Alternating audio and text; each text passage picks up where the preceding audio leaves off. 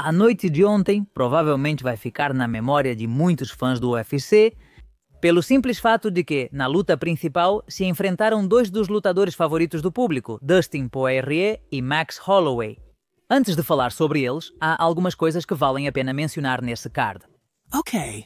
Primeiro, pelo menos no papel e por ser um evento numerado, não é como se tivessem montado um super card tirando a luta principal, o resto dos lutadores poderia estar em um card do Fight Night sem nenhum problema. No entanto, teve alguns lutadores que eu acho que vale a pena ficar de olho no futuro, porque vejo um potencial enorme. Por um lado, o alemão mais alemão da história, Islam Dulatov. Lembremos que ele estava estreando no UFC depois de conseguir um contrato no Dana White Contender Series. Ele fez isso de maneira dominante, com um nocaute. Se continuar assim, é possível que no ano que vem já chame atenção nos meio-médios. Outro que vale ficar de olho é o camaronês Ateba Gauthier, que pode se tornar uma versão 2.0 do Francis Ngannou no peso médio. Cartel de 8 vitórias e uma derrota, com 6 nocautes no primeiro round. Nada mal, nada mal. Vou me adiantar um pouco. Kiko Fitte não falou sobre isso. Cala a boca. Sim, ontem também pudemos ver como o espanhol Costelo Van Stennis se tornou campeão dos médios da Professional Fighters League depois de uma virada épica. E com esse tremendo triunfo, começa a ganhar força aquela espécie de teoria em tom de brincadeira que eu vi por aí, que diz que, para ser um campeão espanhol de artes marciais mistas, o primeiro requisito é ter nascido em outro país.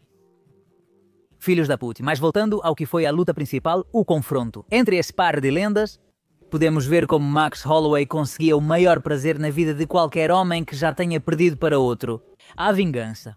O único veredito é vingança. E encerrando a trilogia, justo Max saiu vitorioso, aplicando os pontos fortes do seu jogo e explorando as fraquezas de Dustin para sair vencedor. Vamos relembrar o que foi dito na análise em vídeo. Como já comentei antes, o atributo mais marcante de Holloway é sua capacidade de lançar uma quantidade absurda de golpes durante 25 minutos, sem parar. Max tem um boxe excepcionalmente técnico. Seu jab é descrito por muitos como magistral, usado para cegar, medir e preparar outras combinações. Além disso, ele é um mestre em encadear golpes, alternando níveis e ângulos e combinando ataques fluidos ao corpo e rosto. E eu já sei que com isso alguém vai me lembrar da luta contra Topuria, mas como? O que você está dizendo? Topuria o nocauteou de forma humilhante. Gente, ele é um cara que tem uma carreira de 14 anos, quase 15, e que nunca tinha sido nocauteado depois de enfrentar o melhor das categorias em que lutou. Ele já recebeu golpes que nocauteariam a maioria dos lutadores de sua categoria. E seguiu em frente sorrindo, como se nada tivesse ocorrido. Porém, essa vantagem deve ser considerada com ressalvas. Porque quando você realmente leva um nocaute tão forte como o que o contrato Topuria recebeu, é possível que tenham quebrado essa grande vantagem que você tinha. Eu digo, é possível. Só saberemos quando ele lutar mais. Apesar do seu excelente boxe, Poirier às vezes pode ser superado em volume de golpes em trocas prolongadas a longa distância. Ao lançar golpes poderosos, sua guarda pode se abrir levemente, deixando brechas para contragolpes precisos de um oponente com bom alcance, velocidade e precisão. Poirier às vezes tende a entrar no alcance dos golpes para descarregar suas combinações e, ao sair, sua cabeça permanece exposta. Isso pode deixá-lo vulnerável a golpes limpos ao se movimentar no octógono. Especialmente contra um estilista de movimentação como Holloway, que pode capitalizar movimentos de indecisão ou transição. Mas, é claro, este vídeo estaria incompleto se não atualizássemos a história do diamante. Então, vamos lá. A última vez que vimos Poirier subir ao octógono foi em sua luta pelo título contra o então rei dos leves, Islam Makhachev, que colocaria à prova o cinturão preto de jiu-jitsu de Dustin. E ele não passou na avaliação do daguestanês. Envie-o ao Daguestão por 2 ou 3 anos e esqueça. Pouco tempo depois, começaram a surgir rumores de que Dustin poderia estar pensando em se aposentar. E ele mesmo chegou a dizer isso em algumas ocasiões. Estou considerando me aposentar em casa, na Louisiana, onde comecei minha carreira. Surpreendentemente, eles estão dispostos a fazer isso acontecer, se for realmente o que eu desejo. Mas logo, os rumores se tornaram realidade, quando ficou sabendo que o UFC levaria o UFC 318 para Nova Orleans, na Louisiana, seu estado natal. E que melhor maneira de encerrar sua carreira do que dando a ele a oportunidade de uma trilogia contra um de seus rivais mais duros, Max Holloway, de quem temos o volume 1. Para ele, era uma forma de se vingar das 2 derrotas anteriores. E para Dustin, a oportunidade de provar que sempre poderia vencê-lo, além de levar o cinturão do Baddest Motherfucker, que, embora seja um título honorário, seria justo para um cara duro como o Diamante. E, porra, teria sido uma aposentadoria do caralho. Verdade. Mas para conseguir isso, eu teria que passar por um inferno de 25 minutos, onde cada golpe poderia colocar ele ou seu adversário de cara no chão. E quando chegou a hora da luta, ambos guerreiros tomam o centro do octógono, mas Max, acostumado a aplicar sua pressão e volume, parte para cima de Dustin como se ele lhe devesse dinheiro, dominando com categoria e quase nocauteando o Diamante nos primeiros minutos da luta. Esse ritmo intenso a favor do Jaguar não se manteve até a metade do segundo round, quando Poirier acertou um golpe pesado que balançou as pernas de Max e quase apagou as luzes dele. Prova de que, mesmo com força, seu queixo ainda não se recuperou do matador. O terceiro e o quarto round foram realmente bastante disputados, pois os golpes voavam para os dois lados e, com certeza, ambos tiveram ótimos momentos. À medida que o quinto round avançava, a pergunta era clara: Max iria ao chão? Eles trocariam golpes? E foi exatamente o que fizeram. Na troca de golpes, Max certamente levou a melhor. E ao final da luta, após 25 minutos de uma batalha sem trégua, os juízes deram a vitória para Max.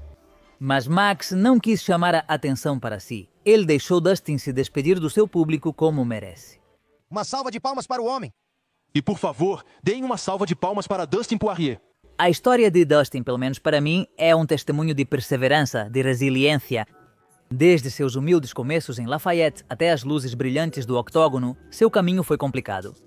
Durante os 14 anos em que esteve no UFC, ele teve que lutar contra a elite do esporte e em todas as categorias em que competiu. E por isso é compreensível que muita gente o chame de campeão.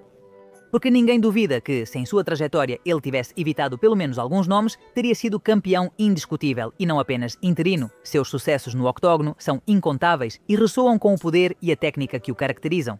Dustin não é apenas um lutador de força, mas também um atleta completo, com jiu-jitsu de elite e inteligência tática excepcional. Apesar de, por vezes, se deixar guiar pelos instintos. Sem mais guilhotinas e sem mais guilhotinas. Durante esse tempo, fomos testemunhas de batalhas épicas que entraram para a história. Quem acompanhou sua carreira vai conseguir esquecer a trilogia contra Conor McGregor, onde ele não só demonstrou seu poder, mas também sua calma sob uma pressão imensa. Suas vitórias contra nomes como Max, Justin Gaethje, Anthony Pettis ou Eddie Alvarez, contra quem, no final da luta, fez algo que, na minha opinião, o honra. Não vaiem esse homem! Ele é um campeão que lutou pelo mundo todo e merece respeito! Porque é isso que um homem faz!